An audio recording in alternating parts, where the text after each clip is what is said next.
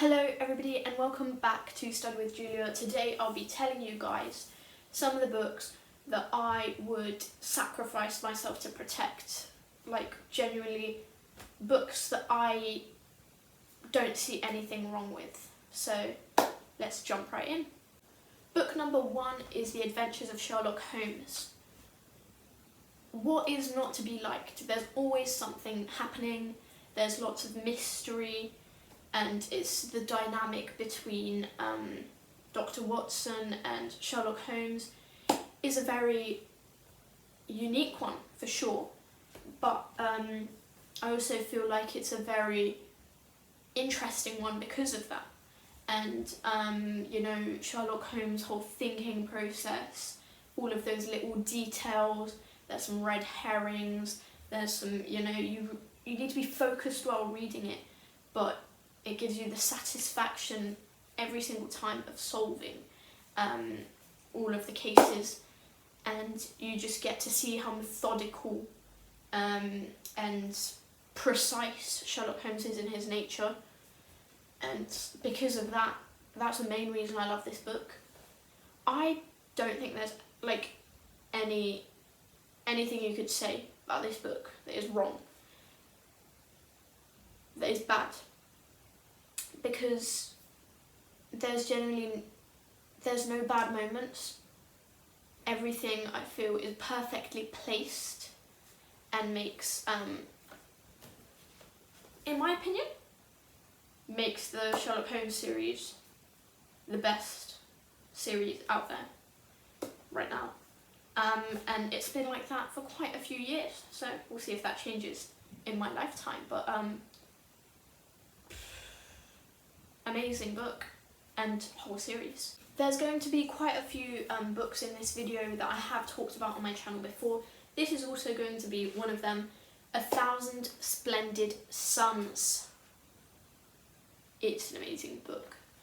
It starts off, the main point that I enjoyed at first when I started reading was the fact that it was historical fiction, so it had lots of interesting details about Afghan history. You know, how the Taliban kind of the Taliban and all the wars that went on there, and the conflict, the civil, you know. So that was very interesting. And then after that, the thing that stole my heart as I carried on reading was the characters, because they have such human emotions, which can be negative, but they're humans. They still have that love for each other in the end. So the main character, Miriam, you know, her mother dies at a young age. She tries to go to her father for help, but he's not willing to give her that because she was a child out of wedlock, and so she has to, you know, scramble through life. She has to get married off as a teenager, and she's not too happy when her husband decides to take on another wife. Despite that, she does bond to an extent with the wife, Layla, and I think the whole development of their relationship is so beautifully written, and so it's just so emotionally brilliant. Really, it really does appeal to the emotions, and it can be a very tricky read.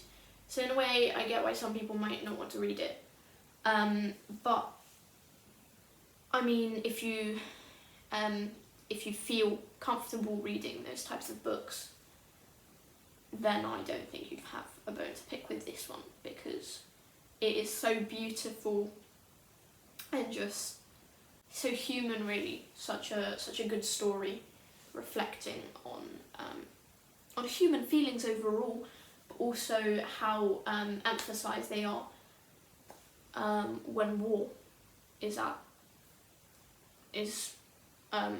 behind your door, really. You guys already know that I couldn't make a video about books that I absolutely love without including Pride and Prejudice. I'm going to say this again, I'm so happy that this was the book that I had to learn for my GCSEs, because, whoa, you know, it's a very historical book set during the Regency period, and it's about an upper middle class family, the Bennets, the main character being the second oldest daughter, Elizabeth Bennet, and basically how the social life really looks.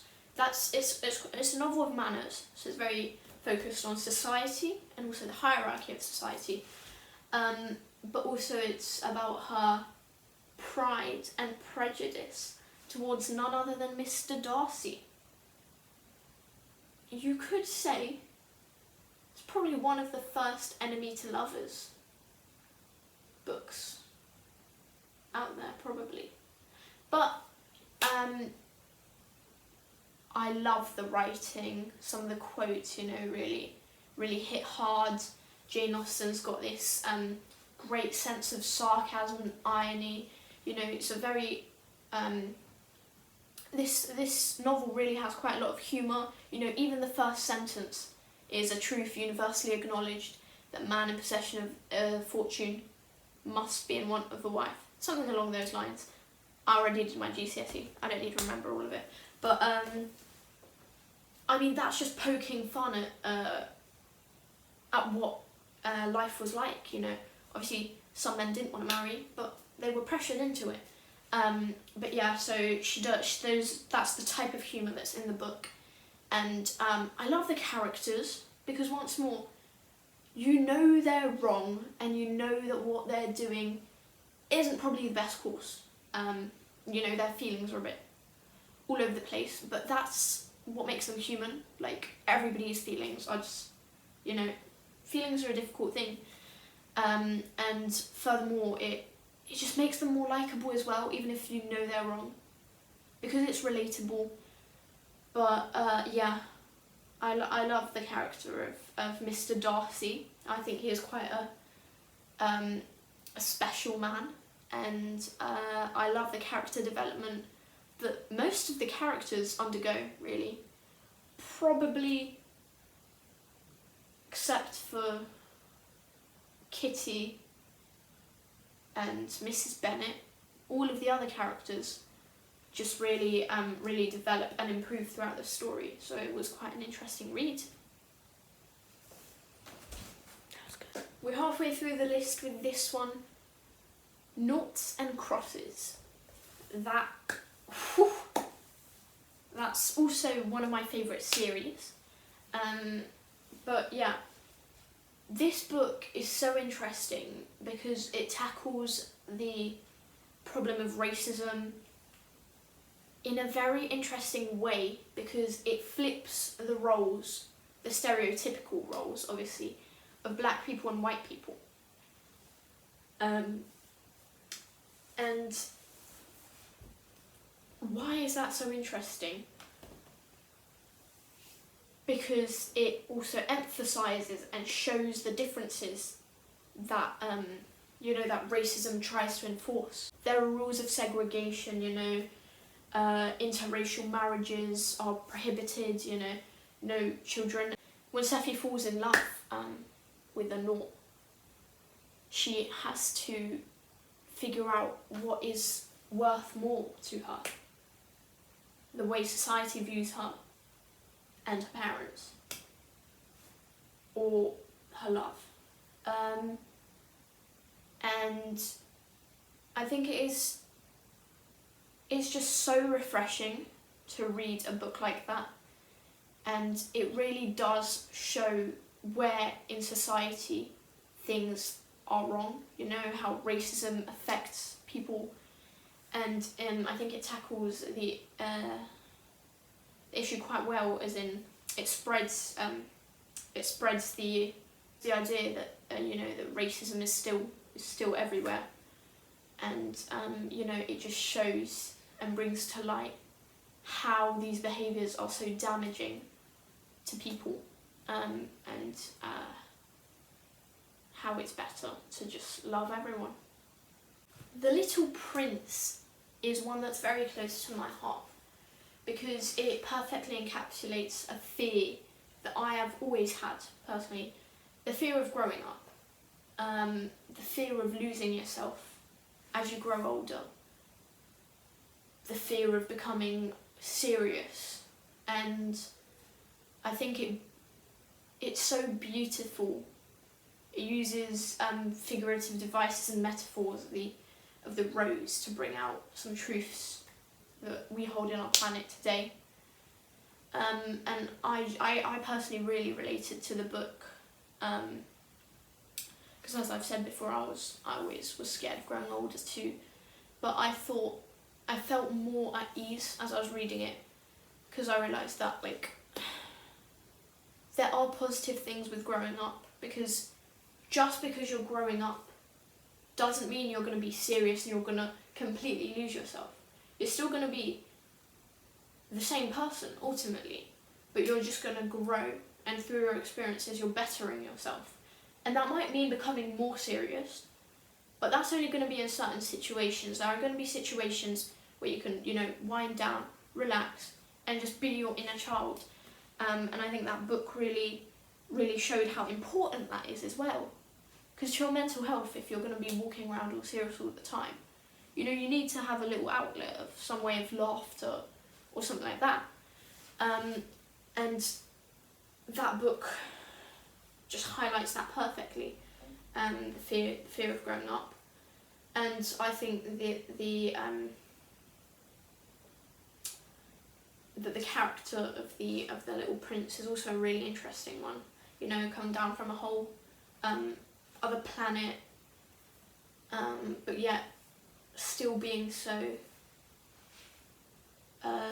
relatable does make him a great character, and a really lovable one as well. War and Peace, War and Peace. Were there moments of me reading that book and thinking, what am I doing with my life? Probably, but not in the way that you think. That is for sure the longest book I've ever read, because it's got over 1,000 pages. I still haven't read the Bible actually, so never mind. But, whoa. This you know, I was talking about all the characters beforehand. These are my favourite characters. They're so human. There's so many of the characters, but you're not,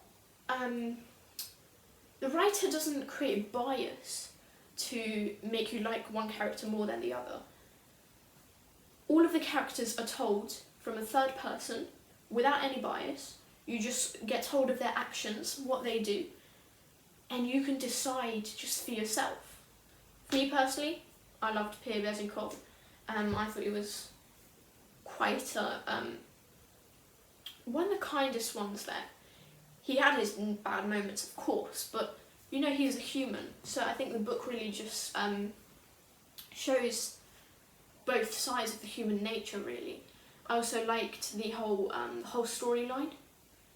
I think it was, you know, it was quite impressive how easily and smoothly kind of things were shifted around.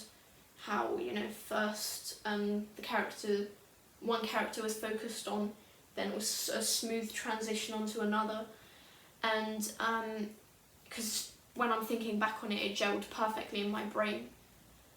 War and Peace is precisely what it says in the title, really.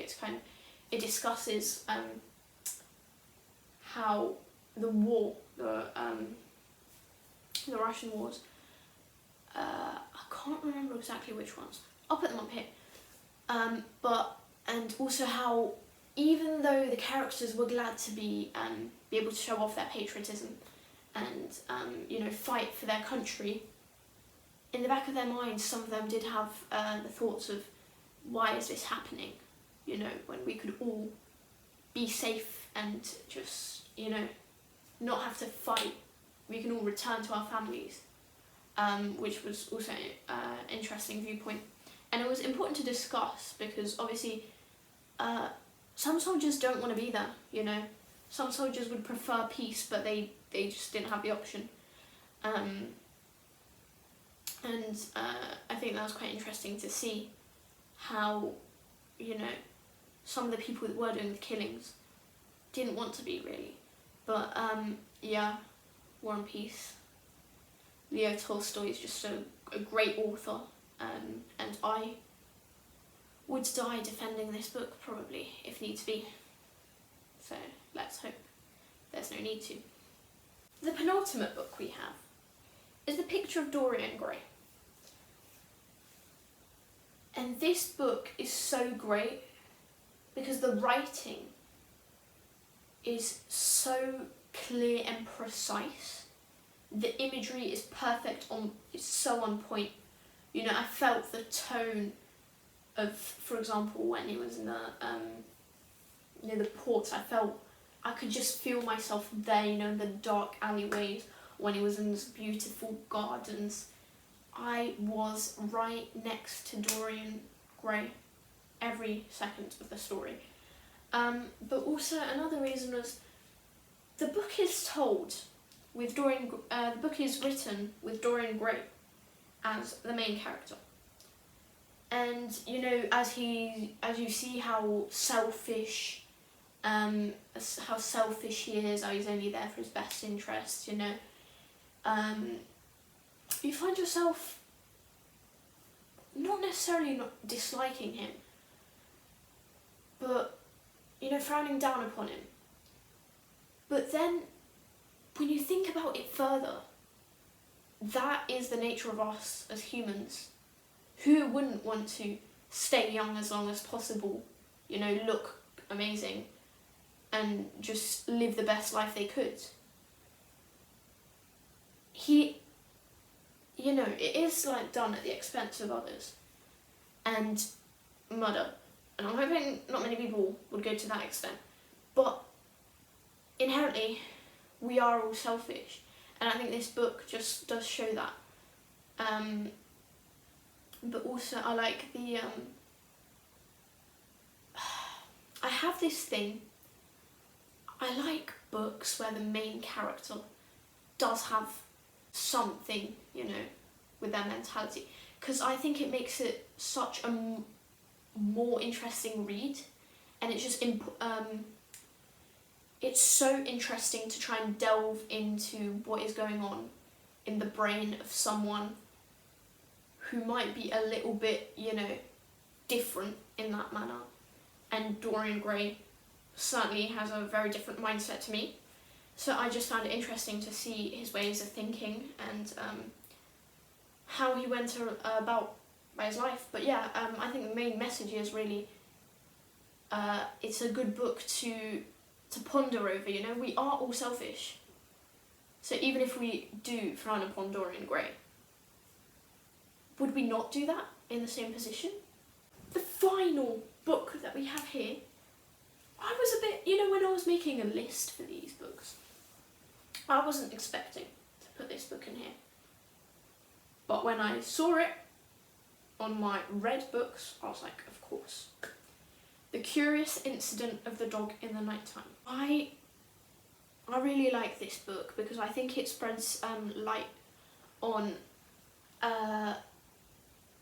you know, the differences that autistic people see, kind of their preferences, maybe how they're all different, but you know, it's just important to spread light on the matter, that some people are different, and that's perfectly fine, you know, that's important, but it's a good way of educating on that matter. I also think that it is quite a interesting story for a child to have to go through with, you know, believing in their mum's death, and then, spoilers, believing in their mum's death and finding out, you know, she's alive, she's just left my dad, but my dad's killed my neighbour's dog. And you know, that is quite tricky for a kid to handle. Obviously it's not like a fully kid, but any young person, I feel, so attached to these people would, you know, it's like a massive event. It does have its humours as well. It is quite a funny book, but I think the focuses are on the